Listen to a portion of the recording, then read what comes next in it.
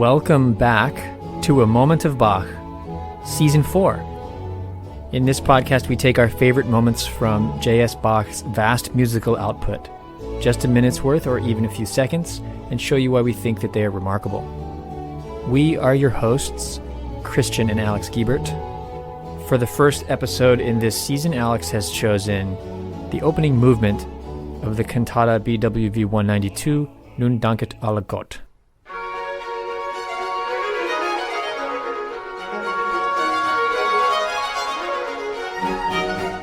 In the book of Job, we see a story in which God tests the character of Job by putting him through pretty much as much pain and suffering and loss as you could possibly put someone through. In fact, God makes a deal with Satan in this book, where Satan basically dares him, and says that even a man as good as Job would turn from God if enough were taken from him. God allows that to happen to Job, but Job remains faithful. It's because of the strong themes of that book of the Bible has remained relevant and kind of controversial in the sense that it deals with the problem of pain or the problem of suffering, that why would a loving God allow such suffering? The book of Job greatly parallels another story, this one a lot more recent, the story of Martin Rinckart, who wrote the hymn, Now Thank We All Our God.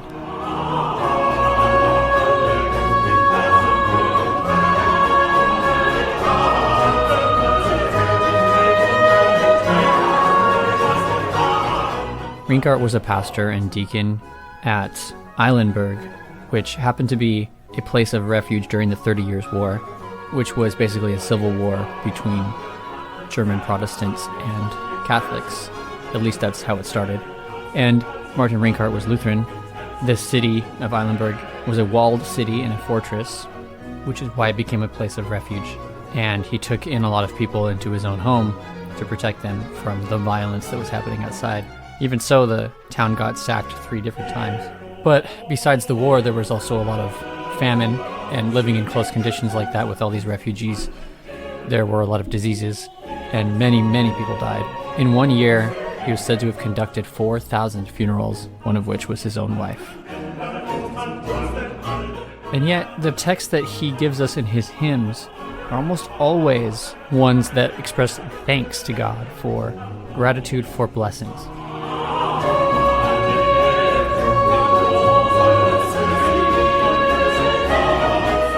It seems maybe to modern ears that is kind of silly.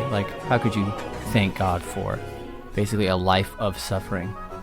But the worldview included the idea, which modern Christians still subscribe to today, that all things are a gift from God.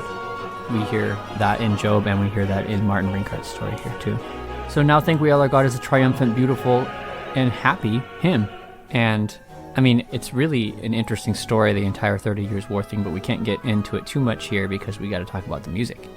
And the music here is really interesting, I think, for a Bach cantata. In some ways, it's just like a typical chorale cantata in structure, but in other ways, it's pretty unusual. First of all, Christian, why are we doing a Thanksgiving song in February? I guess is maybe the first question I should have asked. I don't know. The answer is that I don't really have a good answer, except for that the Netherlands Bach Society dropped a recording of this cantata just before our Bachtoberfest episode.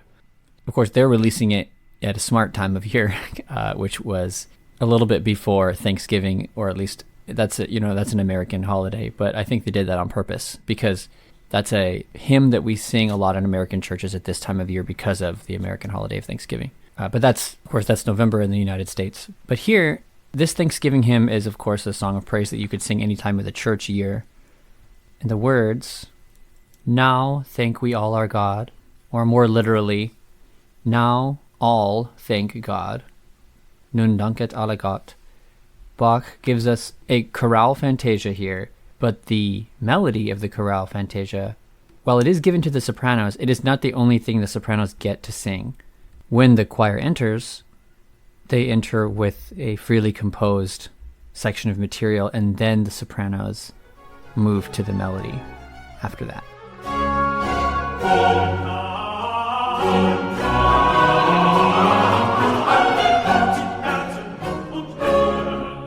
So let's take a little bit of a look at this introductory material, because knowing about it will help you understand what my moment is, which comes later. And if you listened to this and you wanted to guess what my moment was, it is a choir entrance that is unexpected for a Bach cantata opening. That's a hint, but it'll become very clear later. So at the beginning, you get a typical Bach festive, leaping woodwind line thing that happens here in this instrumental introduction.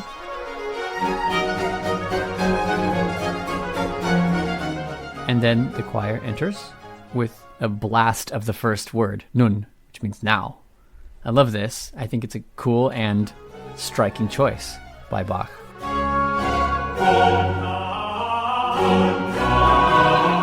And it leads me to another interesting bit of trivia about this, which is that the tenor part is lost.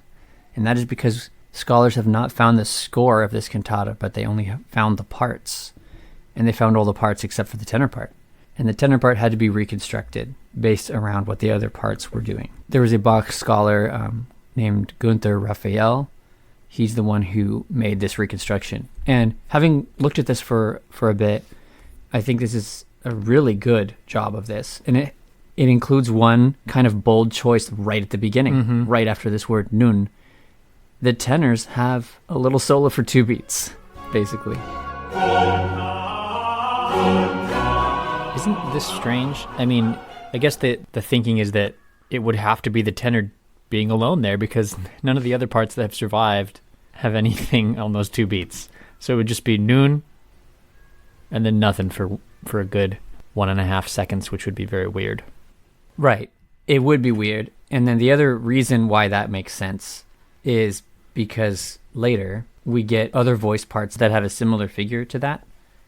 The very next bar, the basses do it. I mean, it's an imitative feature. Yeah, he took it from the next measure. It's pretty slick. I think it has to be right.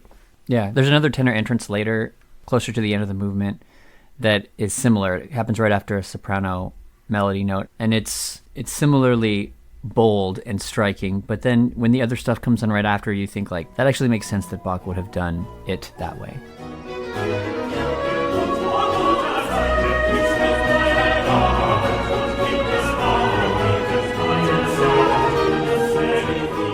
Yeah, that sounds like textbook, the way he does these chorale fantasias. I wouldn't have even looked twice at this unless I didn't learn that it was reconstructed. Especially that moment is so just, it's almost like average for him. Sometimes he brings in the melody and the soprano first, and then immediately voices start with the counterpoint underneath in that same measure. So that's expected. Yeah, another bold choice happens right after the beginning, which is the next line of text, which is mit Herzen, Mund und Handen, with heart and mouth and hand. That is the tenors that, again, fill that space. Although the instruments are playing there, they're just playing short notes on the beat. Yeah, that's a little bit more of a choice, because he's bringing that theme in first early with the tenors. Bach may have done that, but not necessarily. You know what? I understand it, because on first glance, it looks like they shouldn't be saying the second line of text yet, because the next 3 voices come back in with the first line of text. So it seems too early. But then the orchestral texture matches that of what happens later. So those little short notes in the orchestra, bump, bump, bump. So that's what it is. I'm sure that's the reason. And if you even analyze the chords, especially the bass motion in that section, right when the tenor does the little mit Herzen, Mund und Hand thing, it's perfectly aligned with 4 bars later when that happens again. The notes are a little lower there in the bass continuo part, and then the altos get it, and they get it with the same intervals above. It's perfectly standard. It makes sense. I guess it looked bold when I first looked at it, but once you look at it closer, it's probably right.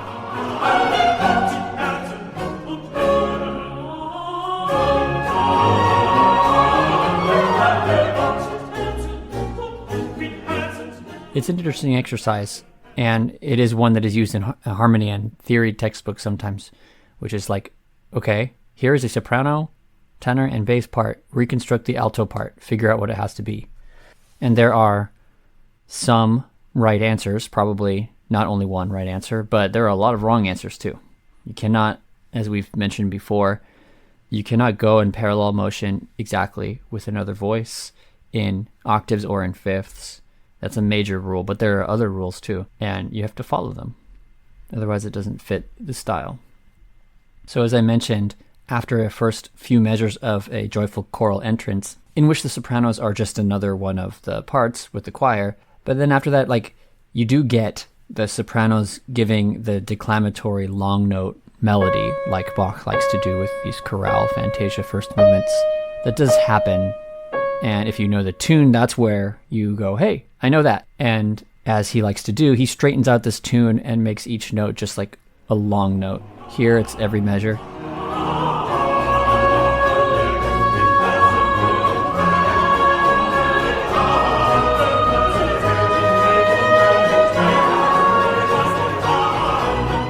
Very similar to the Wacket auf one, where he just stretched out that melody, and the rhythm of the melody is actually lost. Because it needs to fit the structure of what he's doing harmonically underneath.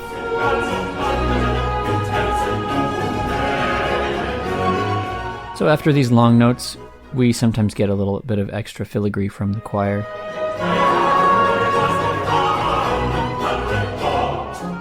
And then, of course, in between each of the lines of text, there are always these instrumental interludes, and they're always based on the material that was set up at the very beginning.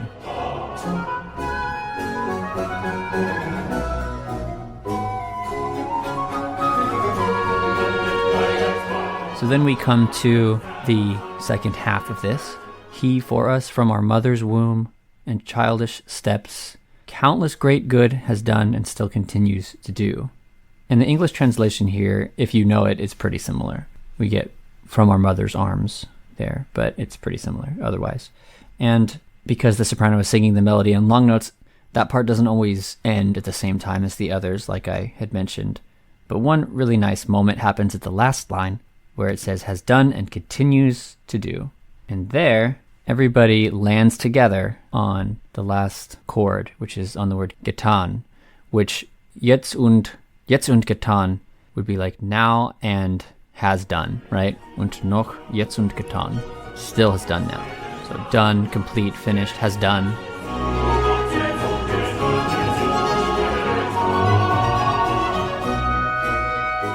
And then that's the end of the choir part, right? It would be. It normally would be. You finish the line of text, you finish the verse, then we should have an instrumental coda.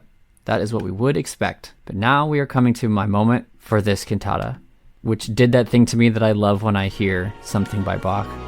It gave me that, like, surprised smile. I went, whoa, cool. And what it was, what do you think it was, Christian? I think it's when the choir gets to sing along with the ritornello thing and end out and close out with the instruments, which is unusual.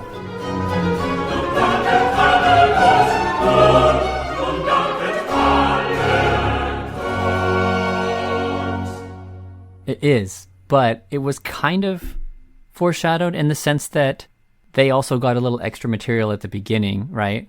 Now, they didn't get it during the intro, but they got it right after the intro. I don't think they've got to sing during the ritornello material. No, they haven't. Yeah, but what I mean is, at the very beginning of their entrance, it was not the melody yet, right? There was not the hymn tune yet. They did get a little extra material there, even though I wouldn't count that as part of the ritornello because it ends. So I'll display that here. Here is the ending, which is my moment. Here are the last 8 or 9 bars or so, and you'll hear in the last 4 measures, the choir gets to close out with the instruments.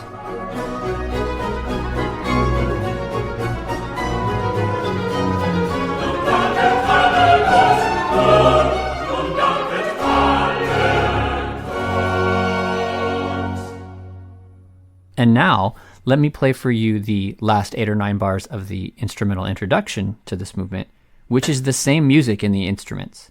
It won't have a slowing down at the end of it, because, we're not at the end of the movement yet. And it also is missing those choir parts there. In fact, they come in right at the end of it to start the rest of the normal material. So here's how that sounds.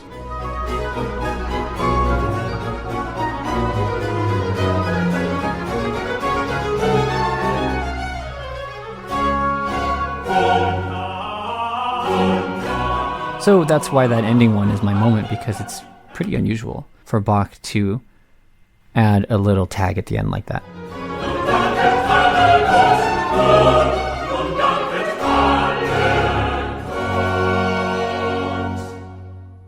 It's unusual in the first place that the soprano part has anything but the long note chorale melody in this style of Leipzig opening movements, you know. Right. And I think it's because of that idea that he first had when he was writing this that he decided to close it out this way too. Yeah, I think sometimes his sopranos, if they were like schoolboy boy sopranos, that's often the reason historically why we understand that he wrote the soprano part as the cantus firmus, that is the melody, that simple long notes over everything else so that the adults could sing the more complicated stuff underneath. Right. But in this case, he either must have had really good boy sopranos or actual women sopranos because they join in. Although it's not their part taken as a whole, is, I guess you could say it's still much easier than the other three. It is, but it's a couple of fast parts in line with the other three at some parts. Yeah. I mean, it's hard. And what's cool about this cantata, it's kind of the larger structure. I want to mention the third movement, but let's just talk about the structure because it's kind of cool. This is a short cantata. It's actually only 3 movements, and it also has 2 chorale fantasias on this tune, the first and last movement. That's interesting. He usually does not do that. Usually at the end, it's just a straight chorale, and a lot of times it's a different chorale tune. But here, it's another verse. In fact, all 3 of these movements are just the 3 verses of Now Thank We All Our God, which is a 3-verse hymn. The first and last have triple meter. The first movement that we just heard is in 3/4 time. And then the last one is in a jig, which is 12/8, which is like small groups of 3. And it's also a Trinitarian verse, the last verse. Yep, so Bach is very clearly using the triplet thing, the groups of 3, to represent the Father, Son, Holy Spirit. He does that a lot, and he's doing that here.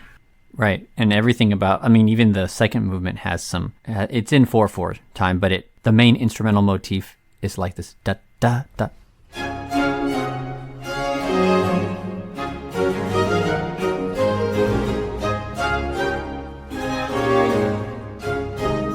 It's like a little group of 3 notes. I might be stretching there because that's really not a Trinitarian verse, but if you want to, you can try to connect all of this to the number 3, and it does kind of work.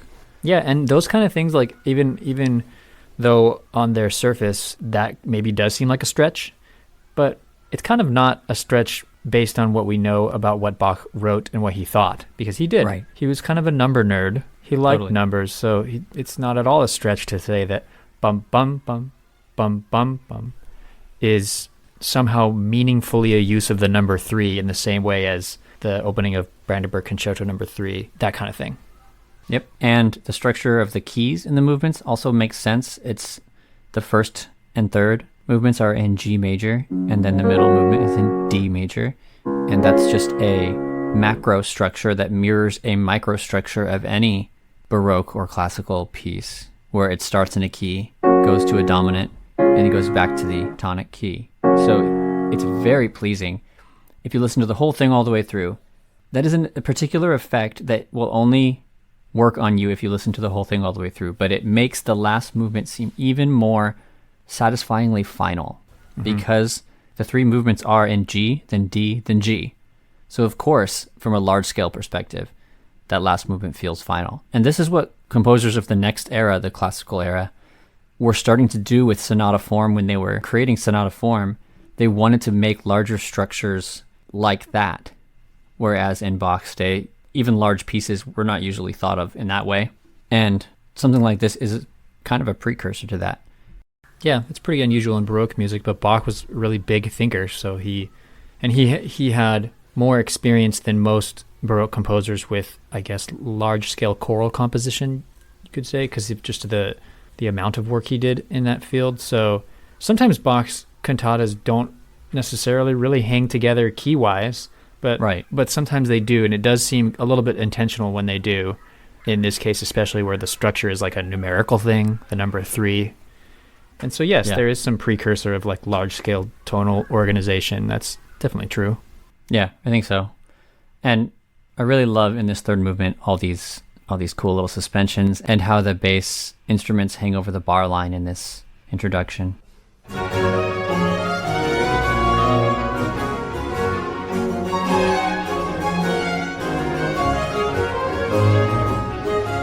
Also, again with the tonic dominant thing, the instrumental introduction here does the typical like 1,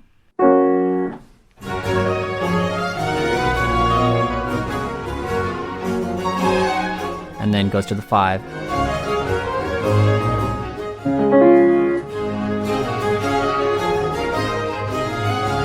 And then when it goes back to the 1, the choir enters.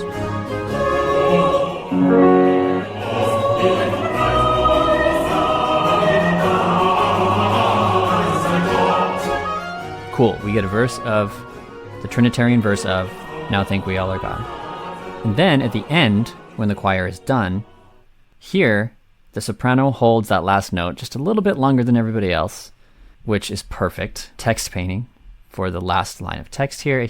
And is and will remain now and forever. The word forever, immer da, gets held out even longer.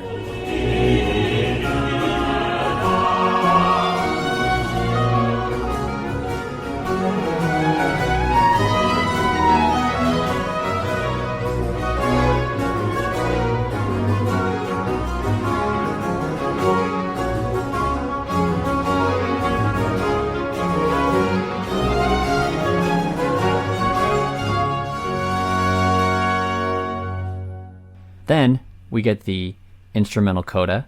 It's not the same as the instrumental introduction. It basically goes straight to the 4 so that it can go back to the 1, which seems weird, but it's really the same thing as the intro, but moved up a 4th, if that makes sense. So that way, instead of going from 1 to 5, which is a 5th interval up, you can just go from 4 to 1, which is another 5th interval up.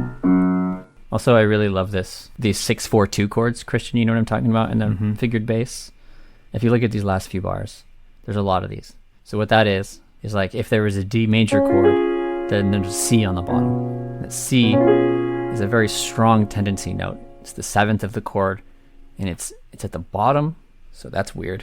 It really wants to pull down. And then it pulls down, and wherever it goes, it's not going to really be final when it gets there, because that's just an unstable chord. So it usually goes to a first inversion chord. And this happens in a sequence near the end, which is just so satisfying, where you get a bunch of these in a row as the notes fall down in the bass.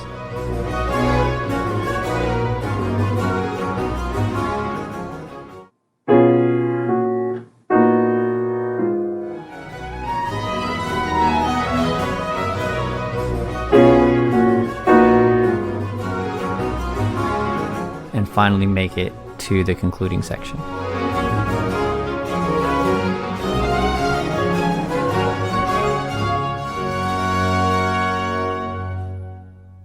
So this brings us to the end of the short cantata.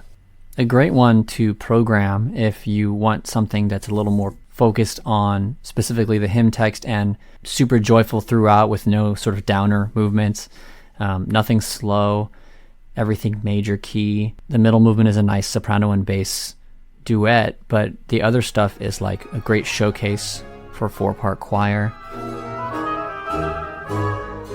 And everything is just so joyful, despite the circumstances in which it was written. It's amazing to think about Martin Rinckart and that story. And I'm reminded again of that first word we hear from the first movement, where Bach doesn't just set a text, nun danket alle Gott, and just move on, but he sits on the word nun, and he proclaims that boldly. And looking back at my favorite moment again, right at the very end of the first movement, when we get that unexpected choir coda, what does he do there again? He does that again. We get a rhythm that sounds like this. Nun danket alle Gott, nun. On beat 2 this time.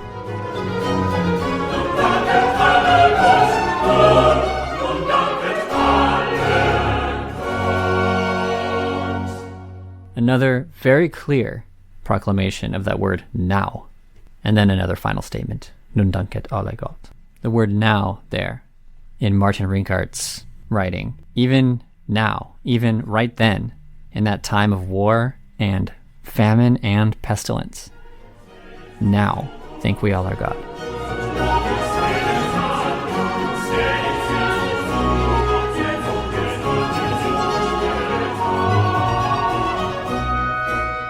And now here is the ending of the opening movement of the chorale cantata Nun danket alle Gott.